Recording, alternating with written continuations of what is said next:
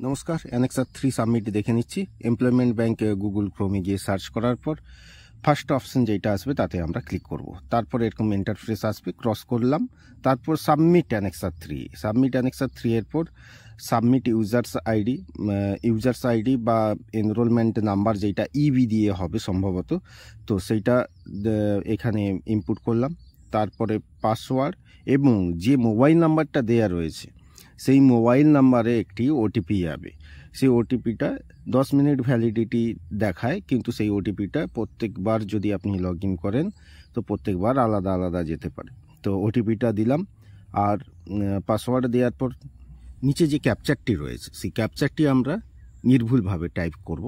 নির্ভুলভাবে টাইপ করার পর আমরা সাবমিট বটনে যাব, যেটি ব্লু কালারের অ্যারো দেওয়া আছে। সাবমিট বটন দেওয়ার পর পরের পেজ খুলে যাবে। এখানে লাল অক্ষরেই লেখা রয়েছে আপনি যখন এমপ্লয়মেন্ট আইডি ক্রিয়েট করেছিলেন বা অ্যাপ্লাই করেছিলেন তখন যে ব্যাংক অ্যাকাউন্ট নাম্বার আপনি দিয়েছিলেন নির্ভুলভাবে সেই ব্যাংক অ্যাকাউন্ট নাম্বার আপনাকে এখানে দিতে হবে।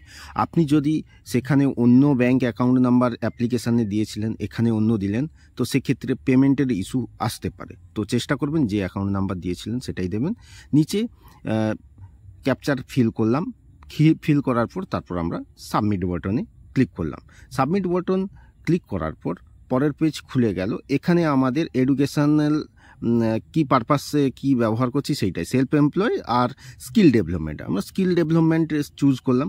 স্কিল ডেভেলপমেন্ট চুজ করার পর এখানে অনেক অপশন রয়েছে, তো আমি এর মধ্যে এডুকেশনাল ট্রেনিংটা চুজ করব। এডুকেশন ট্রেনিংটা চুজ করার পর ঠিক পরের প্যারাতে আমি একটা লিখে দিলাম আমি কোন অ্যাড্রেস থেকে কোথা থেকে কি কোর্সটা করছি। প্রথমে লিখে দিলাম কি কোর্স করছি, কোনখান থেকে করছি, সেইটার একটা নেম অফ অ্যাড্রেস, কোনখান থেকে কি ডিগ্রিটা করছি তার অ্যাড্রেসটা দিলাম।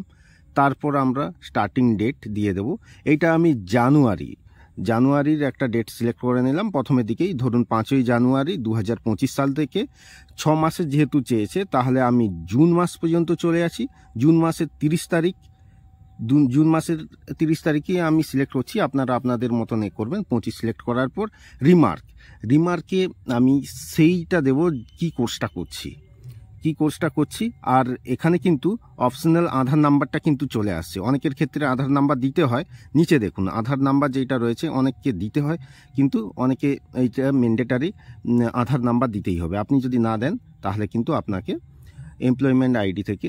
এমপ্লয়মেন্ট ব্যাংক থেকে ডাকা হতে পারে। সরি, কিছু একটা মিস হয়ে গেছে। হ্যাঁ, ওপরে আমার টিক চিহ্নটা দেয়া হয়নি, তো ওপরে আমি টিক চিহ্নটা না দিয়ে আমি আরেকবার সাবমিট করে দেখি, নিচ্ছে না। তো আই এগ্রি যে অপশানটা